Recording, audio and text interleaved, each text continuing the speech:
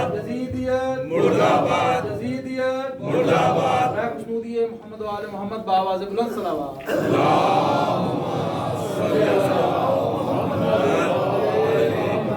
اگر ممکن ہو تو تھوڑا سا آگے تشریف لیں. درخواست ہے کہ تھوڑا سا آگے آ جائیں. جو لوگ پیچھے ہیں کافی جگہ آگے خالی ہے. پلیز نام مولا تھوڑا سا آگے تشریف لیں. اکبر تجھے کربل کی سحر ڈھونڈ رہی ہے. اکبر تجھے کربل کی سحر ڈھونڈ رہی ہے. تجھ جیسے مؤذن کو فجر ڈھونڈ رہی ہے.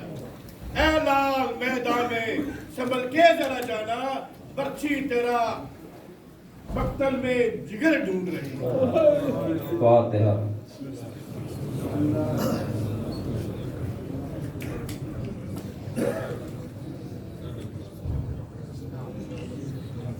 اللهم اغفر المؤمنين والمؤمنات والمسلمين والمسلمات الأحياء منهم والأموات. تابع بيننا وبينهم بالخيرات إنك سميع المجيب الدعوات وإنك قاضي الحاجات وإنك لجعلت لكل شيء قدرا. إن الله وملائكته يصلون على النبي يا أيها الذين آمنوا صلوا عليه وسلموا تسليما.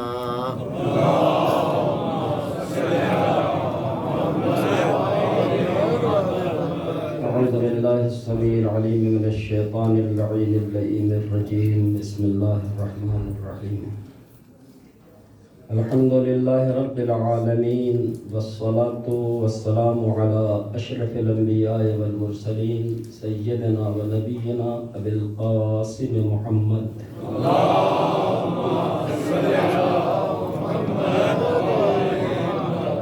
وعلى آله الطاهرين المعصومين المظلومين ولعنة الله على أعدائهم أجمعين من الآن إلى قيام يوم الدين آمين يا رب العالمين. أما بعد فقد قال رسول الله صلى الله عليه وآله وسلم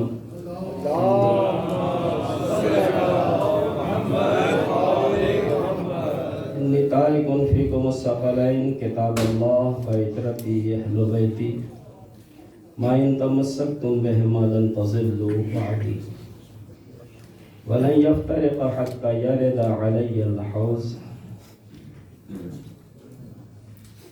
مومنین کرام،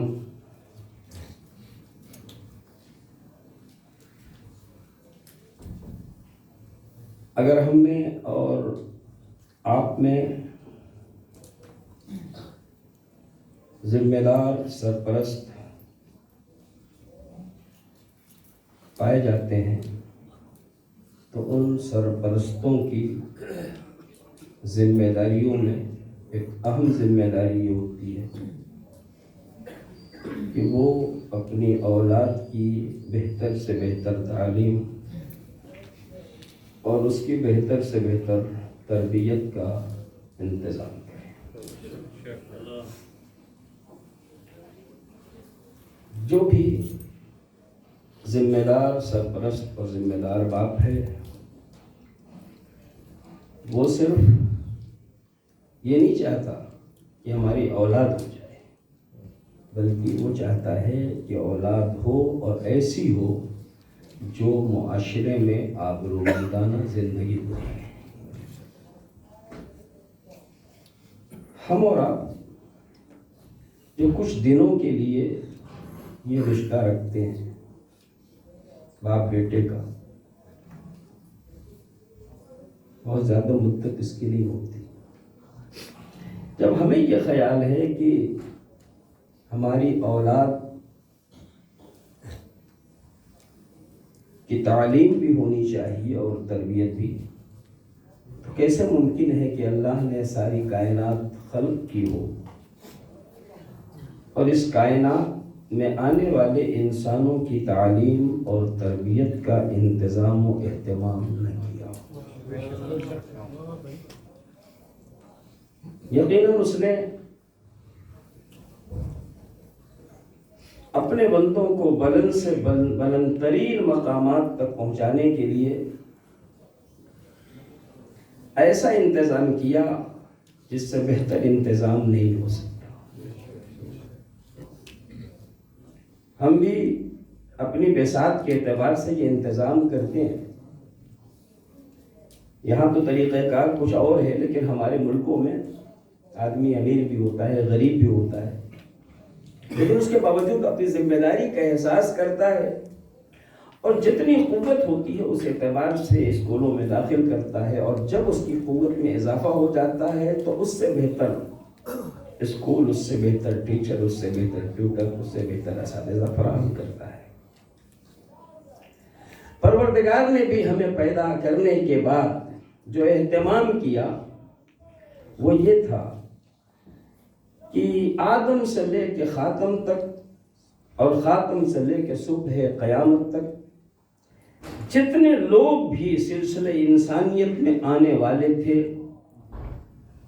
ان پہ نگاہ غائر ڈالنے کے بعد ایسے لوگوں کو اس میں سے چنا جو اس قابل تھے کہ وہ انسانیت کی تربیت و تعلیم کا انتظام کر سکے.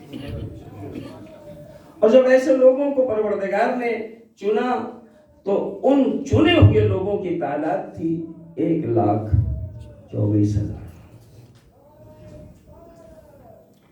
اور پھر جیسے ہم بہتر سے بہتر ڈھونڈتے ہیں، قدرت نے بھی صرف اس پہ اکتفا نہیں کی بلکہ ان 1,24,000 میں بھی پھر سے انتخاب کیا، اور اب جو ان میں سے اور بہتر تھے انہیں نکالا، اور ان کی تعداد تھی 313. اور پھر ان میں بھی انتخاب ہوا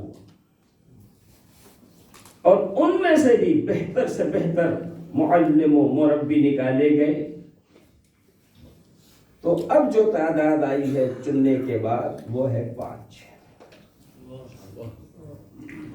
اور ان 5 میں بھی جب سب سے بہتر کو نکالا گیا تو وہ شخصیت تھی ایک. بر محمد و آل محمد صلوات.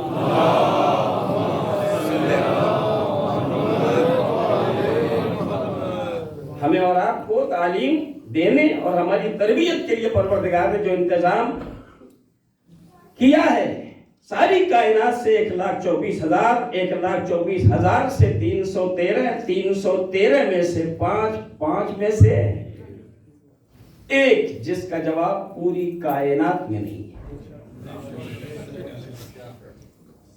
اور اس شخصیت کو محمد مصطفیٰ صلی اللہ علیہ وسلم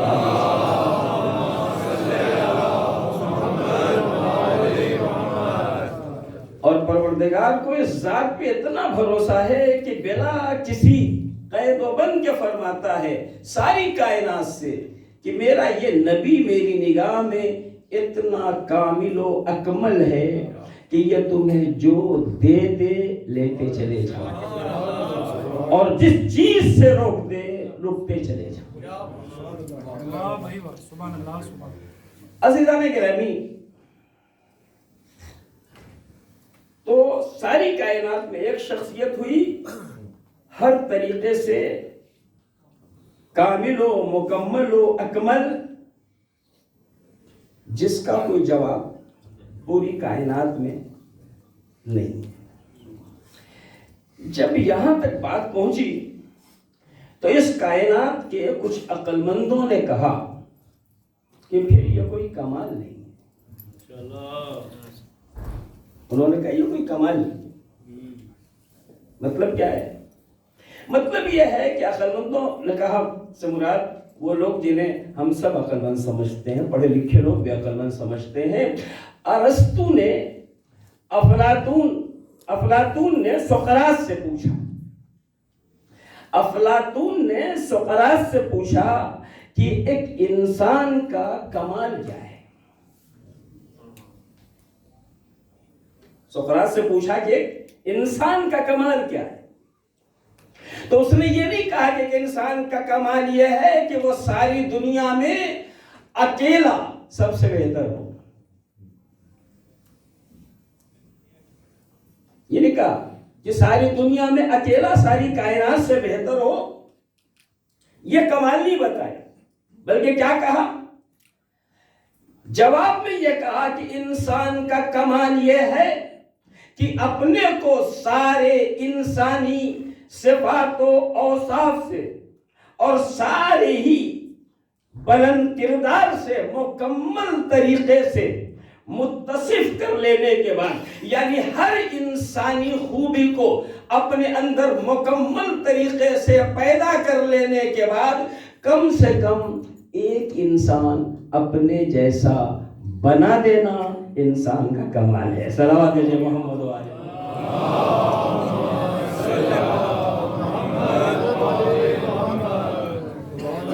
خود بن جائے یہ کمال نہیں، کمال یہ ہے کہ کم سے کم ایک انسان اپنے جیسا بنا دے۔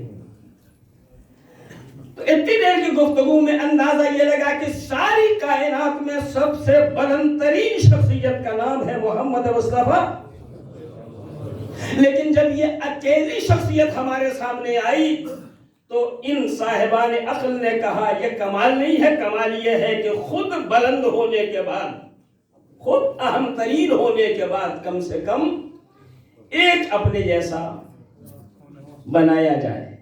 پیغمبر نے آواز دی، اگرچہ قدرت نے جو نظام رکھا ہے وہ یہ ہے عزیزان گرامی کہ ایک کو دوسرے سے نہ ملایا جائے۔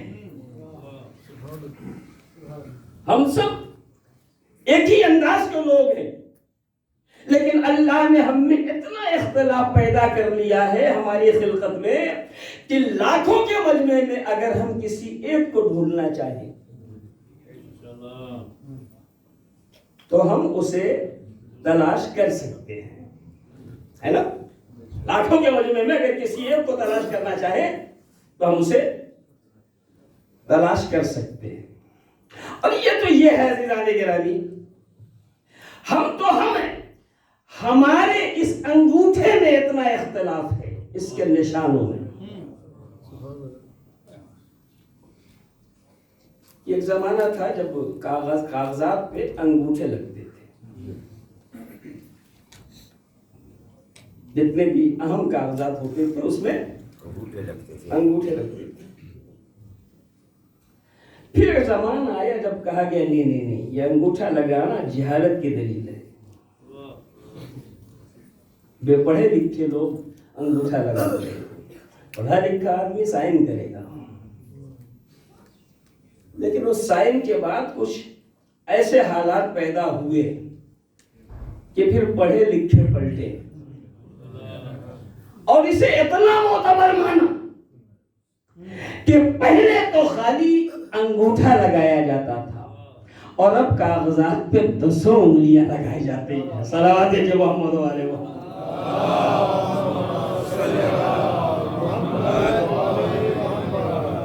تو ہمارے وجود میں اختلاف ہے، ہماری نشانیوں میں اختلاف ہے۔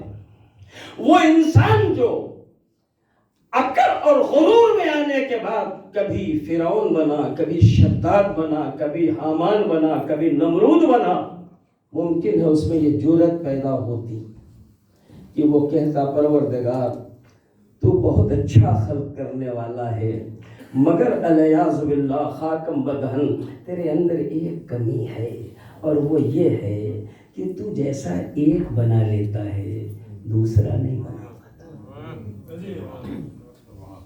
ٹھیک ہے، آدمی تو آدمی ہے، زبان پہ کوئی تالا تو کسی کا لگا نہیں ہے۔ ممکن ہے کوئی یہ کہے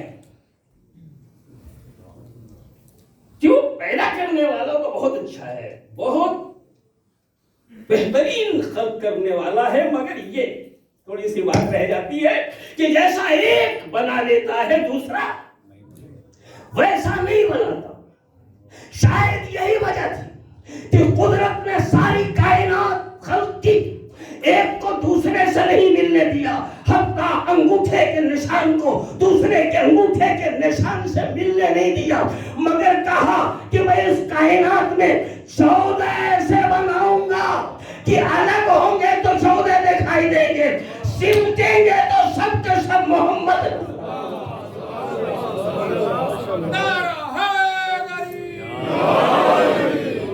محمد و آل मोहम्मद सल्लल्लाहु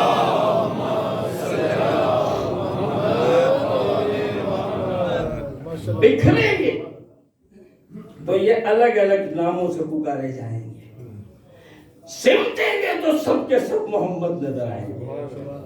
पैगंबर ने कहा, अक्लमंदो तुम यही तो कह रहे हो, खुद बन के कम से कम एक अपने जैसा बनाना, मैं कम से कम तेरह ऐसे बना रहा हूं, तेरह ऐसे बना रहा हूं कि वो सब के सब गुफ्तारो किरदारो अतवार में मोहम्मद होंगे। और खुद नबी ने कहा, अव्वलुना मोहम्मद व औसतुना मोहम्मद व आखिरुना मोहम्मद व कुल्लुना मोहम्मद। हमारा अव्वल भी मोहम्मद है, हमारा औसत भी मोहम्मद है, हमारा आखिर भी मोहम्मद है, हम कुल के कुल मोहम्मद है। नारे तकबीर, नारे रिसालत, नारे हैदरी।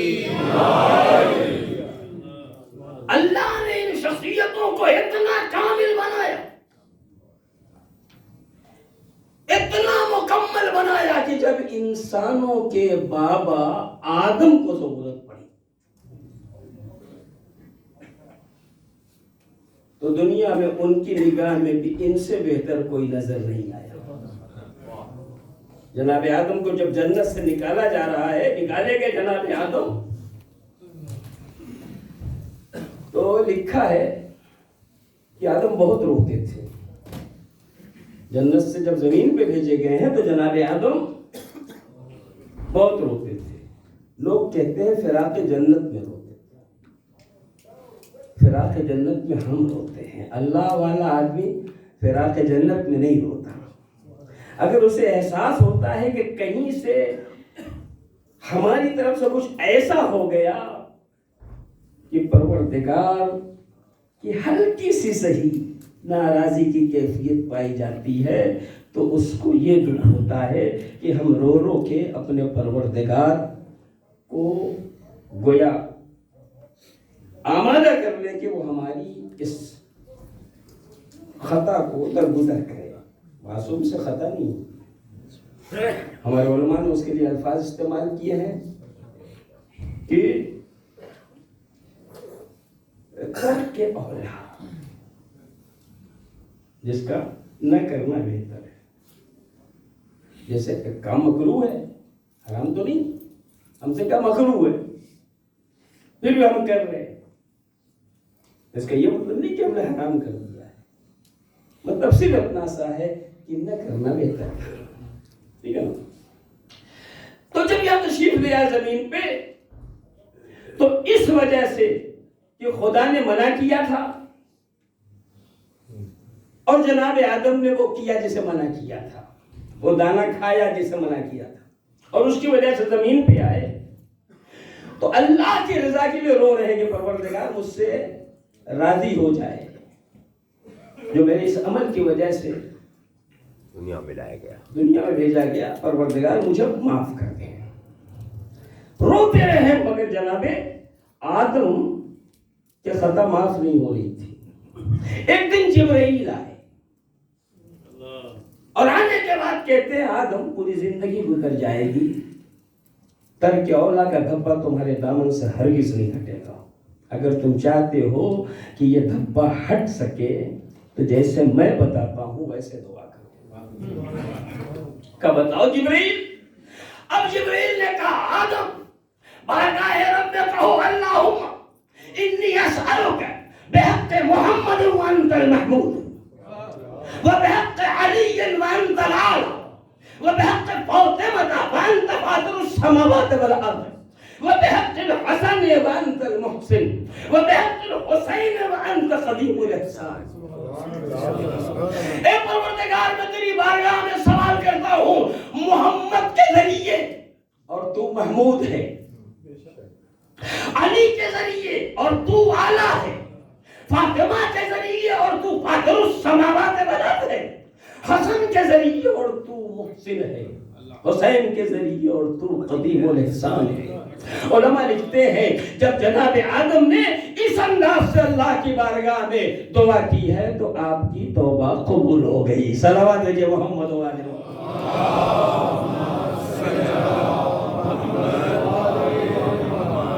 آدم نے اس ذریعے سے توبہ کو قبول کرا کے ہمیں اور آپ کو متوجہ کیا میں تمہارا باپ ہوں۔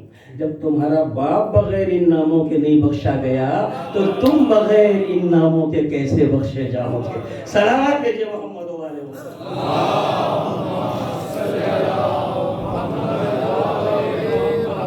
اس کے ابو تراب قضا کر رہے ہیں لوگ۔ میرا وقت میرا خیال ہے کم ہے اور میں چاہوں گا کہ میں اپنی بات کو مکمل کروں۔ صلوات دیجئے محمد و آلہ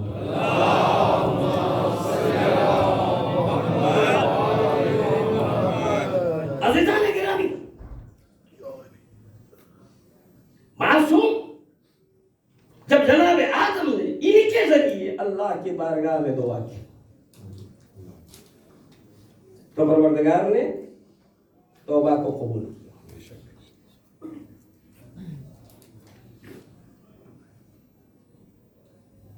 جب جناب آدم رو رہے تھے اس مرحلے کے لیے ایک عالم دین ہے علامہ دلیری، جنہوں نے حیوانات کو بڑا کام کیا ہے۔ ان کی کتاب ہے حیات الحیوان، اس میں وہ لکھتے ہیں کہ انسانی زندگی میں خلوص، نیک نیتی، ان چیزوں کو کتنا دخل ہوتا ہے۔ وہ کہتے ہیں جناب آدم ترک اولا کی وجہ سے روتے تھے اور جہاں بیٹھتے تھے وہیں روتے تھے۔ وہاں سے اٹھے کچھ دور جا کے پھر رونے لگے، پھر اٹھے، پھر رونے لگے، پھر اٹھے، گڈھے بھر جاتے تھے آپ کے رونے کی وجہ سے۔ ایک دن ہرنوں کا ایک غول جناب آدم کی طرف چلا۔ ہرن جانتے ہیں، ہرنوں کا ایک غول جناب آدم کی طرف ادھر سے گزر رہا تھا، اتفاق سے اس نے دیکھا ایک بندے خدا اکیلا رو رہا ہے، اس کو کوئی تسلی دینے والا بھی نہیں، اس سے کوئی تشفی دینے والا بھی نہیں، اکیلا رو رہا ہے بیچارہ۔ تو آپس میں طے کیا کہ اتنی دیر اس کے پاس بیٹھ کے اسی کی طریقے سے غمگین ہو کے اس کا ساتھ دے دیا جائے تاکہ اسے سکون رہے کہ میں اکیلا نہیں ہوں، کچھ لوگ میں کچھ میرا ساتھ دینے والے موجود ہیں۔ چنانچہ انہوں نے ایسا ہی کیا۔ جناب آدم روتے رہے، وہ لوگ بھی جناب آدم کے ساتھ گردن جھکائے بیٹھے رہے اسی انداز سے۔ جب جناب آدم رو چکے تو اپنے راستے پہ چلے، جانے لگے تو اللہ کی طرف سے وحی آئی۔ کیا وحی آئی؟ آدم، انہوں نے جانور ہو کے یہ سمجھا کہ ان کی ذمہ داری کیا ہے، تم نے آدم ہو کے نہیں جانا کہ تمہاری ذمہ داری کیا ہے، کا پروردگار کیا ہے۔ کہے آدم وہ جانور تھے مگر انہوں نے تمہیں وقت دیا، کہ تو پروردگار کہ تم نے کیا دیا؟ کہے معبود تو جانتا ہے میرے پاس کچھ ہے ہی نہیں، میں دوں گا کیا؟ کہاں آدم مجھے پتا ہے تمہارے پاس کچھ نہیں ہے، مگر کیا وہ ہاتھ بھی نہیں جو محبت سے ان کی پشت پہ پھیر؟ کہاں پروردگار یہ تو ہے، تو کہا ٹھیک ہے نہیں کر دو۔ چنانچہ جناب آدم نے جا کے ان کی پشتوں پہ، اس کے شکموں پہ اپنے ہاتھ کو پھیرا اور چلے آئے۔ اب جب یہ ہرن اپنے باقی مندہ غول میں گئے ہیں اور ساتھی جو تھے ان کے پاس گئے ہیں تو ان ہرنوں نے کہا ابھی جب تم گئے تھے تو تمہیں کوئی خوشبو نہیں تھی، یہ آئے ہو تو خوشبو کیسی؟ وہ کہتے ہیں ہمیں کچھ پتا نہیں ہے، ہمیں بھی لگ رہا ہے کہ ہمیں کوئی تبدیلی آئی ہے۔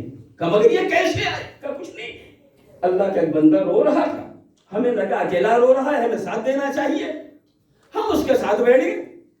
جب چلنے لگے اس نے ہاتھ پھیر دیا اور تب سے لگ رہا ہے کہ ہمیں کچھ تبدیلی آ گئی ہے. کہو اللہ کا بندہ گیا کہاں؟ کہ فلاں راستے پہ گیا ہے. تو یہ جو باقی تھے وہ بھی ادھر گئے جہاں جناب آدم گئے ہوئے تھے. دیکھا جگہ بیٹھے آدم رو رہے ہیں تو یہ لوگ بھی ویسے ہی بیٹھ گئے جیسے سنا تھا. اتنی دیر بیٹھے رہے جتنی دیر جناب آدم رو رہے ہیں. اس کے بعد پھر آدم رو کے جانے لگے. یہ لوگ بھی واپس آ گئے. پہلے والے جو واپس گئے تھے تو اللہ نے آدم کو ٹوکا تھا, روکا تھا. یہ گئے بیٹھے چلے آئے.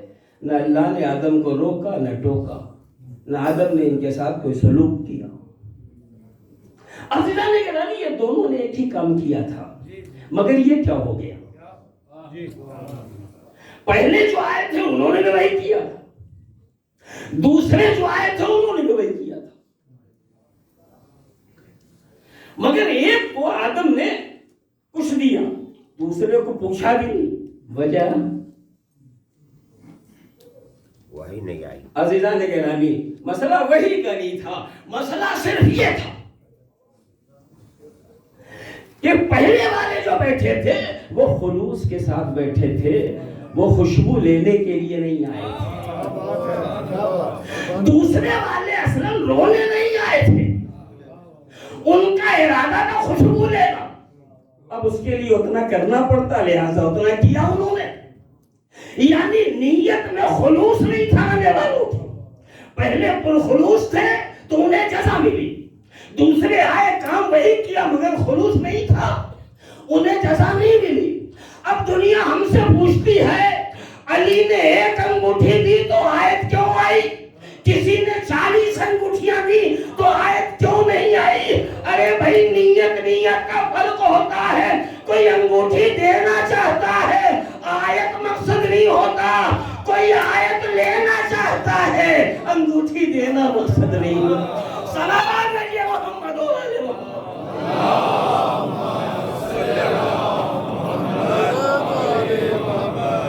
کل ایمان, کل ایمان, میں کل قرآن. صلوات بھیجیے محمد و آل محمد.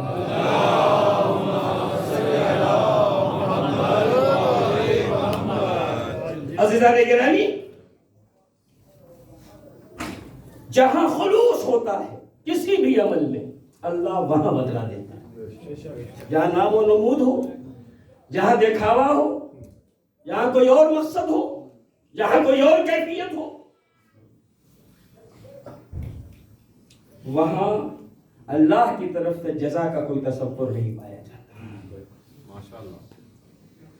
یہ واقعہ اب سے غالباً 32 برس پہلے ہندوستان کے ایک شہر اندور میں پڑھ رہا تھا, جو ابھی میں نے پڑھا ہے. تو جنگلیات کے محکمے کے کوئی آفیسر وہاں اس مجلس میں تھے. مجلس کے بعد مجھ سے ملے, کہنے لگے مولانا یہ پتا ہے یہ جو خوشبو جس کی تھی وہ کیا تھی؟ نافہ, کستوری. یہ صاحب کتاب لکھتے ہیں کہ ہرنوں میں کستوری پہلے نہیں تھی. جب سے جناب آدم نے یہ کیا یہ پیدا ہوئی اور اس کے بعد سے ان کی نسلوں میں فائدہ ہے. تو یہ واقعہ جیسے میں نے اب تک بیان کیا آپ کی خدمت میں اتنا ہی بیان کیا اور آگے بڑھ گیا. تو وہ بندے خدا مجھے بعد میں ملے مجلس کے بعد, تو کہنے لگے مولانا آپ کو پتا ہے کہ یہ جو نافع ہوتا ہے, کستوری ہوتی ہے, یہ ہرنوں کے کس قسم میں ہوتی ہے؟ میں نے کہا بھائی میں تو خالی ہرن جانتا ہوں, ان کی قسمیں کتنی وہ بھی نہیں جانتا. تو میں کیسے بتاؤں کہ کس قسم میں ہوتی ہے؟ میں نے جتنا پڑھا تھا اتنا بتا دیا آپ کو. تو کہنے لگے ہم جانتے ہیں, ہم چونکہ جنگلات کے محکمے سے تعلق رکھتے ہیں لہٰذا ہم جانتے ہیں. تو ان کی بات میں اس وقت نقل کر رہا ہوں. وہ کہتے ہیں کہ یہ صرف اور صرف ان ہرنوں میں ہوتا ہے جنہیں بارے سنگھا کہا جاتا ہے. جب انہوں نے مجھے یہ بتایا تو میں نے ان کا شکریہ ادا کیا. آپ کا شکریہ کہ مجھے 2 جملے پڑھانے کا اور موقع ملا. اے پروردگار تیرا شکر, اگر جانوروں کو بھی کچھ دینا رہتا ہے تو اتنا دیکھ لیتا ہے کہ وہ بارے سے نسبت رکھتے ہیں. सलावत भेजे मोहम्मद वाले मोहम्मद।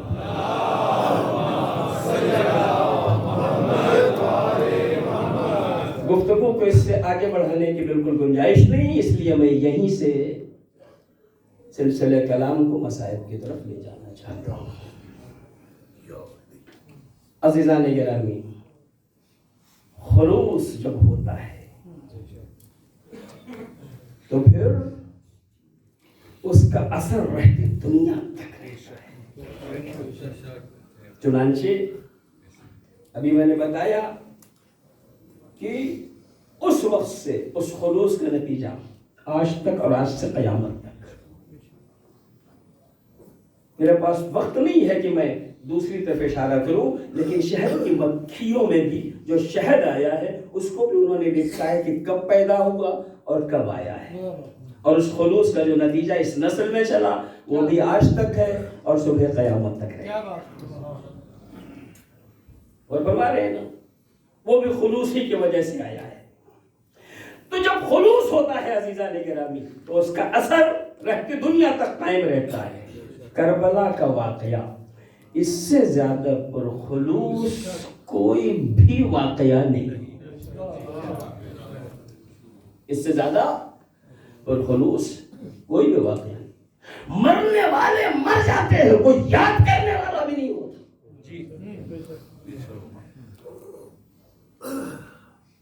हादिसे करबला में न मालूम कितना खुलूस था कि 14 सदियां गुजर चुकी और आज भी सारी कायनात जब मुहर्रम का चांद नमूदार होता है तो अपनी उस अजीम तरीन शख्सियत को बिना किसी क़ैदे मजहब व मिल्लत के अक़ीदत का नजराना पेश करने के लिए आमादा व तैयार हो जाता है।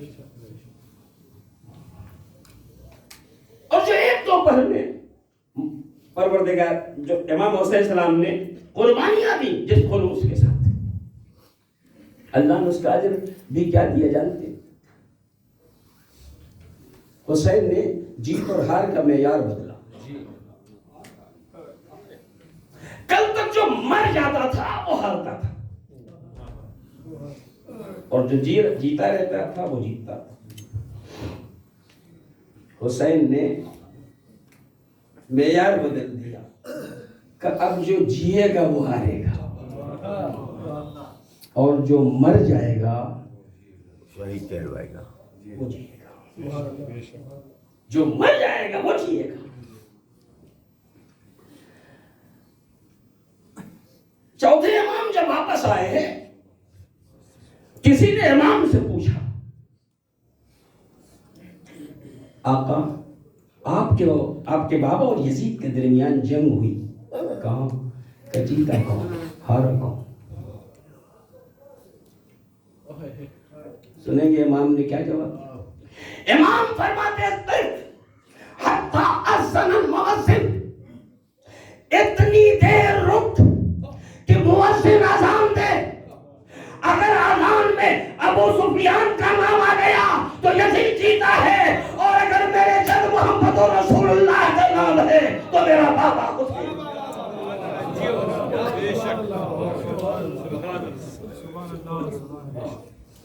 करबला की जंग दो मकासिद की जंग थी।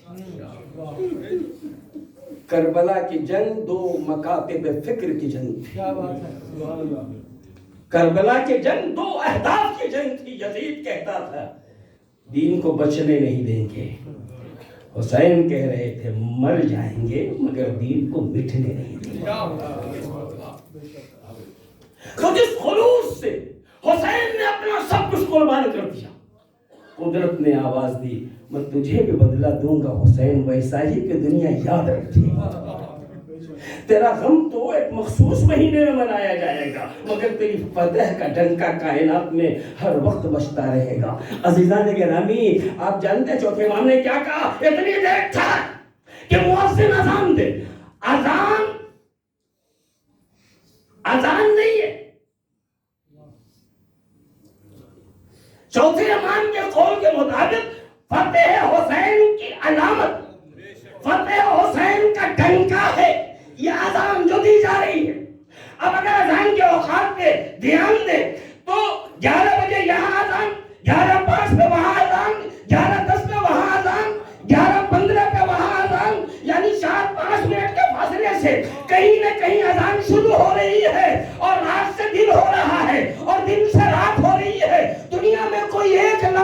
ایسا نہیں ہے جب اذان کی آواز گونج نہ رہی ہو قدرت نے آواز دی میرے چہتے حسین تو نے ایک دو بار اپنا خلوص نچھاور کیا ہے تو صحیح کہ میں قیامت تک کوئی ایسا وقت نہیں چھوڑوں گا جب تیری فتح کا ڈنکا کائنات میں نہ بجے.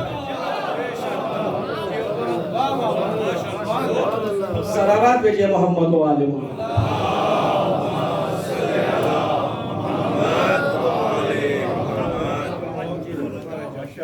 عزیزان گرامی کسی کے لیے کوئی اپنے بچوں کو قربان نہیں کرتا.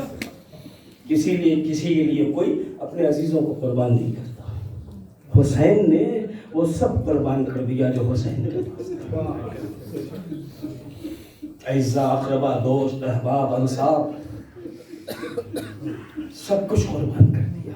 آج کی تاریخ جس شہید کا کہ مسائل پڑھے جاتے ہیں وہ حسین کا بڑا چہیتا بیٹا تھا.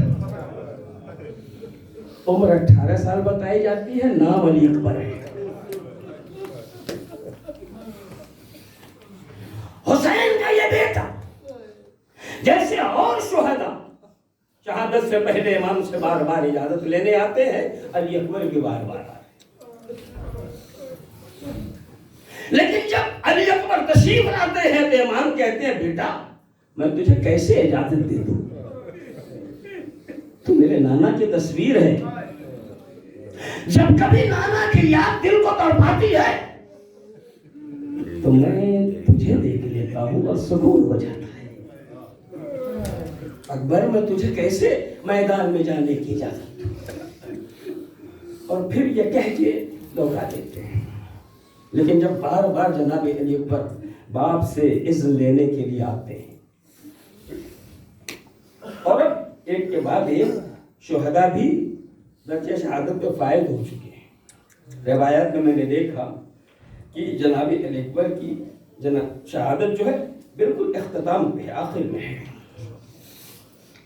تو اس وقت امام نے اپنے بیٹے سے کہا, جب بیٹے نے کہا بابا ہمیں میدان میں جانے کی اجازت دیجیے, تو امام فرماتے میرے لال مجھ سے زیادہ حق تمہارے اوپر تمہاری پھوپھی اماں کا ہے.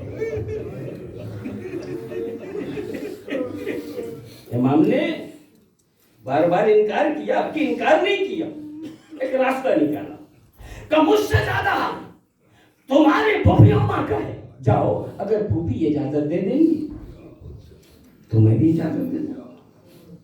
علی اکبر خیمہ گاہ کی طرف گئے. عزیزان گرامی اپنے پھوپھی اماں سے ملاقات کی, مادر گرامی سے ملاقات کی, اہل حرم سے ملے, اور سب نے علی اکبر کو گلے لگا لگا کے رونا شروع کیا. بیٹا ہم تو تمہاری شادی کے خواب دیکھ رہے ہیں, افسوس کی آج وہ وقت آیا ہے جب تمہیں عروج سے اجل سے ہمکنار ہونے کے لیے ہم دیکھ رہے ہیں.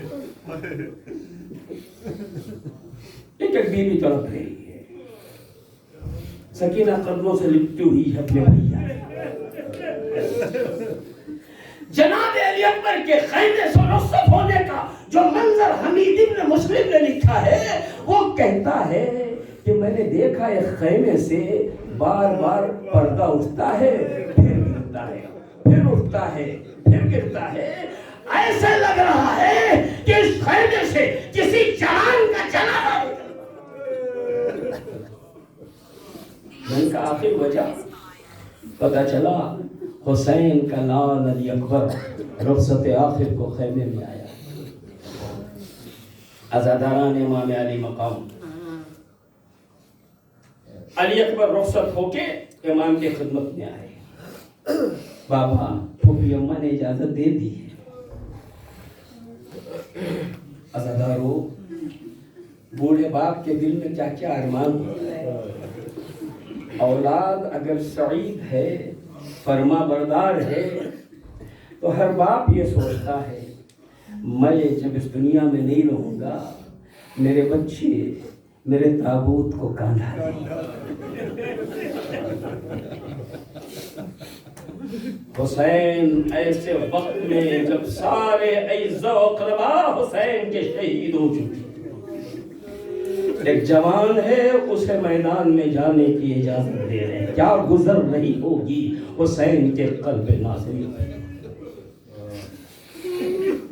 لکھا ہے حسین اکبر کو سامنے بٹھا کے بہت دیر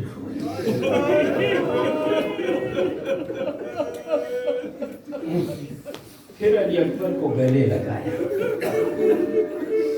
گلے لگا کے اکبر کو میدان کارزار کی طرف رخصت کیا اور ہاتھوں کو اٹھا کے اللہ کی بارگاہ میں کہتے ہیں پروردگارا تو گواہ رہنا، اب میں اسے دشمن سے لڑنے کے لیے بھیج رہا ہوں جو شکل و صورت و رفتار و گفتار میں تیرے رسول کی شبیہ ہے۔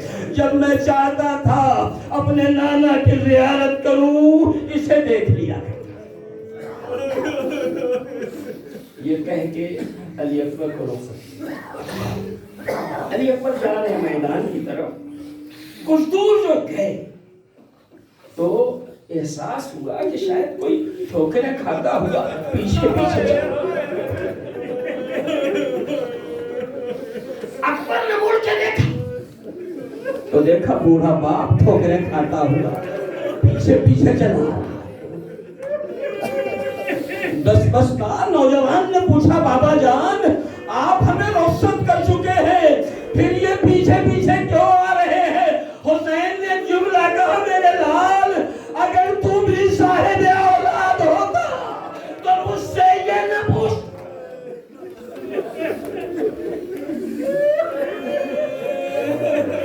باپ اپنے نوجوان بیٹے کیسے موت کے حوالے کریں گے؟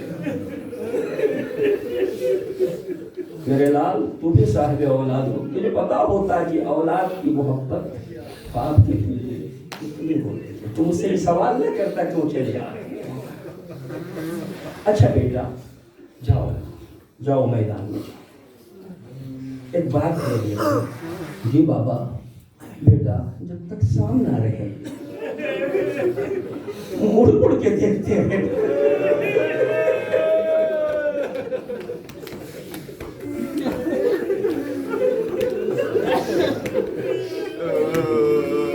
حسین ٹھوکریں کھاتے کھاتے جو رکے ہیں وہ مہربانی میرے لال جاؤ اب نہیں آؤں گا، مگر اتنا خیال رہے جب تک سامنے رہے مڑ مڑ کے دیکھتے۔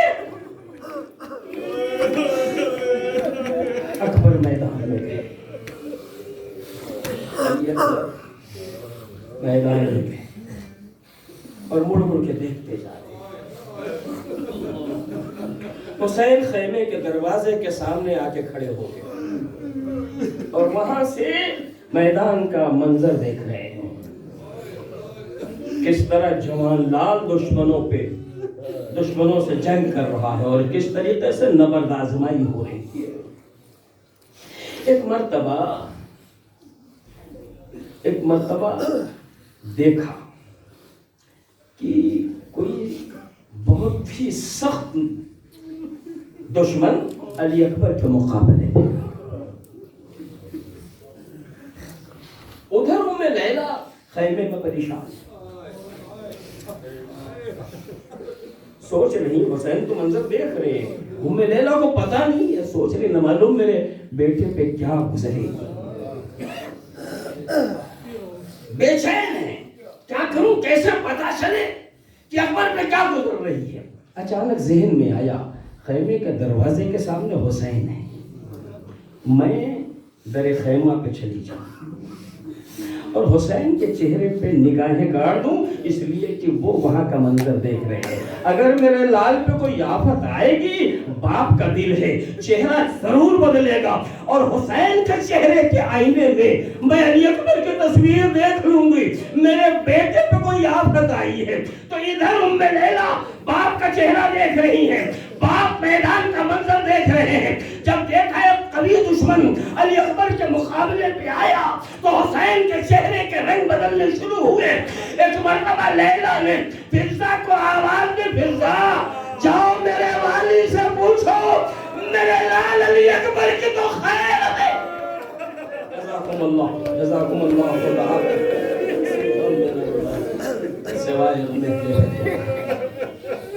جاؤ میرے والد سے پوچھو، میرے لال کی تو خیر ہے. اور ادھر حسین نے کہا فضا جاؤ لیلا سے کہہ دینا کہ اپنے علی اکبر کی کامیابی کی دعائیں کریں. ایک سخت دشمن علی اکبر کے مقابلے میں آیا ہے. لیجئے لیلا خیمے میں آئی، زینب قریب آ جاؤ، ام کلثوم قریب آ جاؤ، رقیہ اور رباب قریب آ جاؤ. ہاتھوں کو اٹھایا، بالوں کو بکھرایا، آواز دی اے یعقوب کو یوسف سے ملانے والے، میرا یوسف ثانی کنعان کربلا میں گم ہو گیا.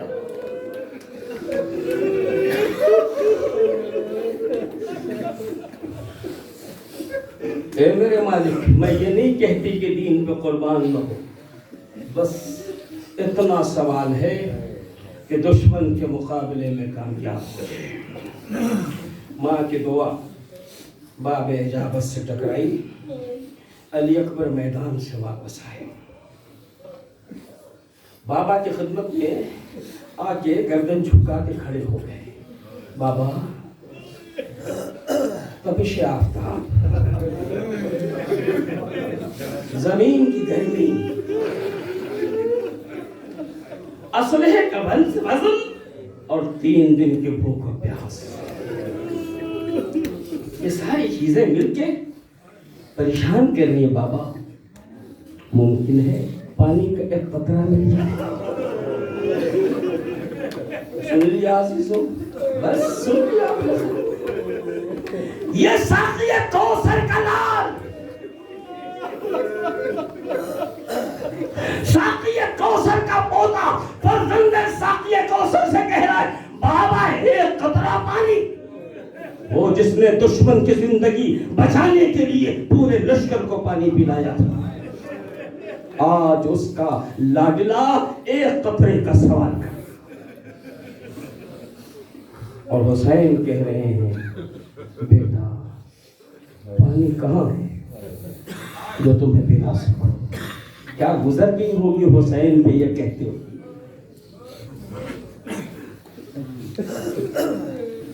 اے میرے لال، یہ انگوٹھی لے لو، اسے منہ میں رکھ لو، ممکن ہے اس سے تسکین ہو جائے.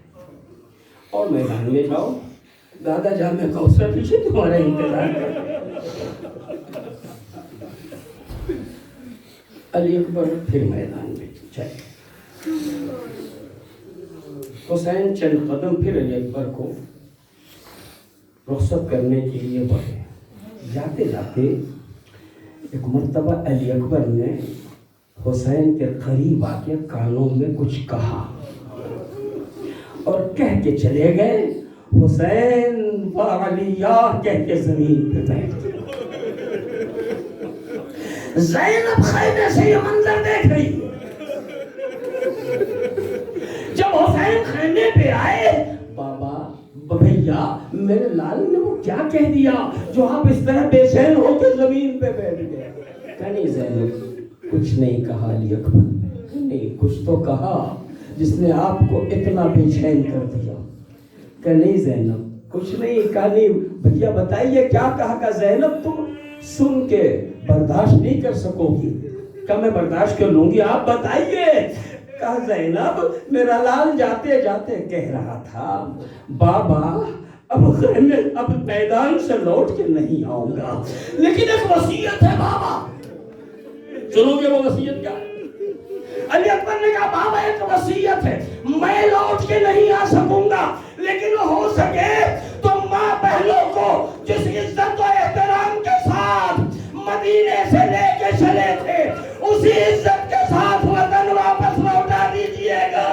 اے زینب میرے لال کو کیا معلوم ابھی یہ قافلہ لٹے گا، بازوؤں میں رسل بدھے گی، نامحرموں کے ساتھ نامحرموں کے درمیان جانا پڑے گا، بے کجاوا اونٹوں پہ سواری ہوگی، بازاروں سے گزرنا پڑے گا. ایک منادی کہہ رہا ہوگا ہذہ سمایا من بنات رسول اللہ، یہ نبی کے گھرانے کی وہ بیٹیاں جنہیں بلویاں میں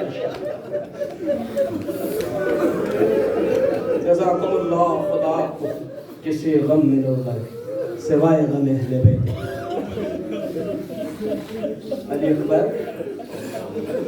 علی اکبر میدان کا جنگ کی حیدر کرار کی جنگ لوگوں کو یاد آئی. اور اس کے بعد ایک شقی نے نیزہ مارا. حسین کو نوجوان زمین پہ آئے. زمین پہ آتے ہوئے آواز دی وابتا علیک منی السلام. کربلا کا ہر شہید جب امام کو سلام کرتا ہے آخری تو کہتا ہے السلام علیک یا ابا عبداللہ. علی اکبر نے جب بابا کو سلام کیا وابتا علیک منی السلام. سلام کرنا ہوتا ہے تو کہتے ہیں السلام علیکم. جواب ہوتا ہے تو کہتے ہیں علیکم السلام.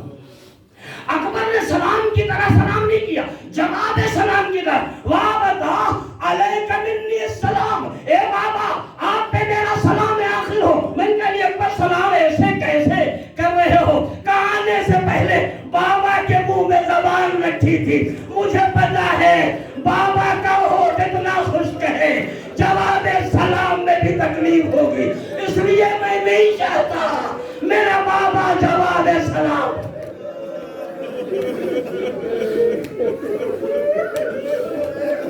خدا رحمت نازل کرے. علی اکبر زمین پہ آئے. حسین نے آواز سنی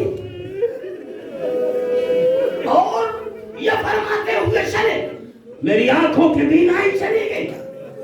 اکبر آواز دو. اکبر آواز دے رہے ہیں. آواز کے سہارے حسین علی اکبر کے سرانے پہنچے.